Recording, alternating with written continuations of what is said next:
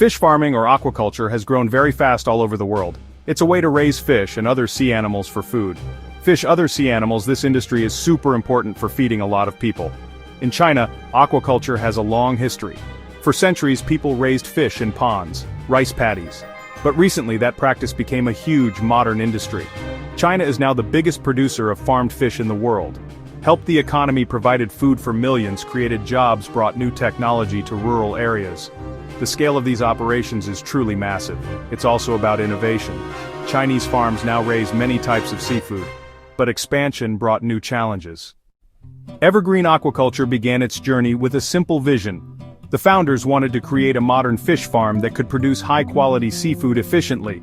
In the early days, they focused on traditional methods, new scientific knowledge. They chose their locations carefully, looking for coastal areas with good water flow and access to markets.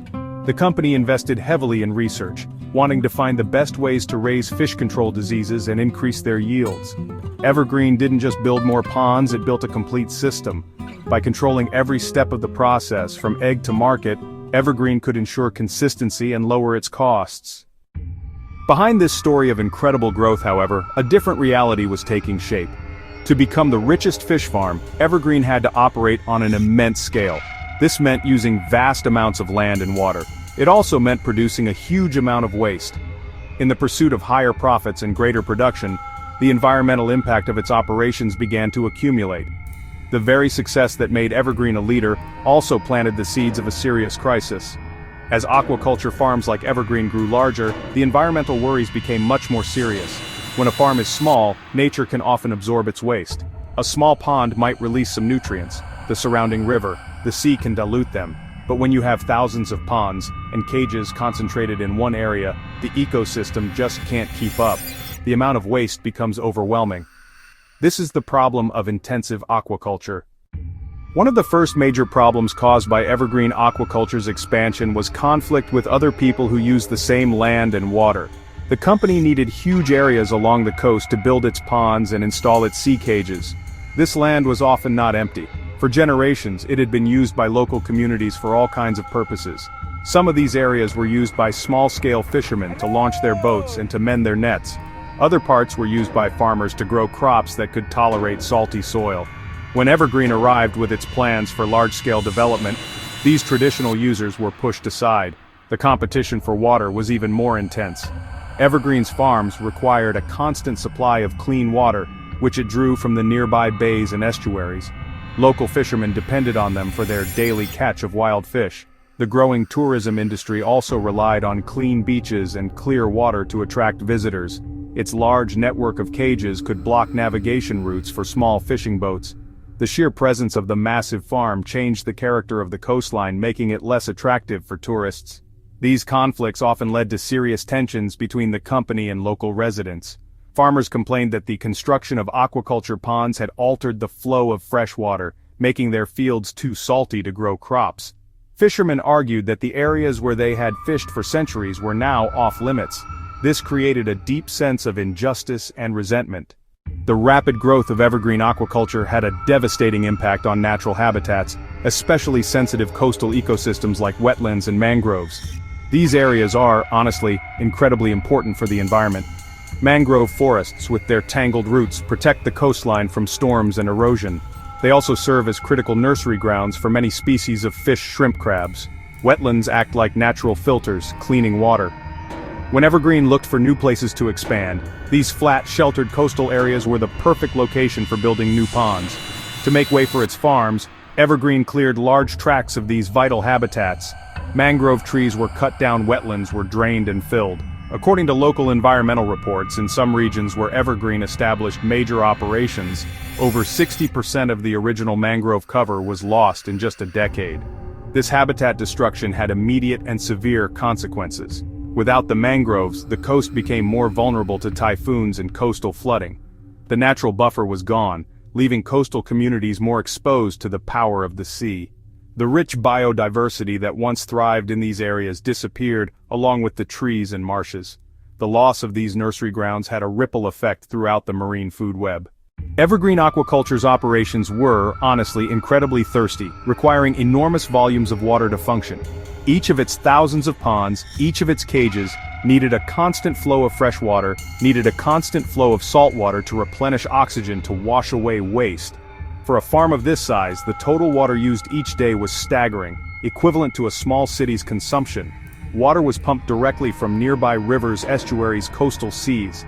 At first it seemed endless, but as farms and other demands grew, the massive intake began causing major problems. During dry seasons or in low freshwater areas, evergreens use created serious shortages. Powerful pumps could draw down water levels in local rivers and aquifers. That process contaminates fresh water, making it brackish and unusable. A major environmental crisis sparked by evergreen aquaculture was the pollution caused by its farm effluents. Effluents are the wastewater discharged from the fish ponds and cages. This water is not clean. It's filled with a cocktail of pollutants. The primary source is the massive amount of feed used to raise the fish. Not all the feed is eaten. Up to 20% can go uneaten. Uneaten feed dissolves in the water or sinks to the bottom. The fish that do eat the feed produce waste, feces and urine. That waste is rich in nitrogen and phosphorus. When released, this nutrient-rich water acts like a fertilizer for the sea or river. Eutrophication triggers explosive growth of tiny floating plants, algae. These algal blooms can turn the water a thick, soupy green. Blooms block sunlight and kill seafloor plants and seagrass. Besides nutrients, the effluents also carried harmful substances. Evergreen used various chemicals, antibiotics, and pesticides to control disease. The pollution and habitat loss caused by evergreen aquaculture took a silent but heavy toll on the local plant and animal life. The changes in the water and on the land disrupted the delicate balance of the coastal ecosystem, leading to a significant loss of biodiversity. Seagrass beds, small fish and vertebrates were among the first victims. The cloudy, nutrient-rich water from the farms blocked the sunlight they needed to survive, and they began to die off over large areas. The decline in water quality, loss of seagrass, loss of mangroves had a direct impact on wild fish populations. Many species that had been common in the area became rare. Low oxygen from algal blooms made it impossible for many fish to breathe, leading to large fish kills. The environmental crisis created by evergreen aquaculture also caused deep divisions within the local communities. On one side were the people who benefited directly from the company. Evergreen was a major employer providing jobs in its farms, hatcheries, processing plants. For many workers and their families, the company represented a stable income. On the other side were the people whose livelihoods were harmed by the company's environmental impact: traditional fishermen, small-scale farmers, tourism workers, and hotel owners. They became the most vocal critics, organizing protests and appealing to government for help. They argued that short-term gains for some were coming at the expense of long-term environmental and community health. Village meetings became heated arguments. The company's presence drove a wedge into the community. The crisis surrounding evergreen aquaculture served as a powerful lesson. It showed that a business model focused only on production and profit, without considering its environmental and social impacts, is ultimately not sustainable.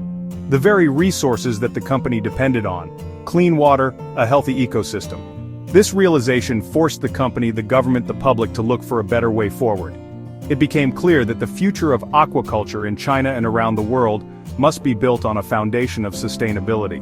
One promising approach is integrated multi-trophic aquaculture, or IMTA. In this system, different species are farmed together to create a balanced ecosystem.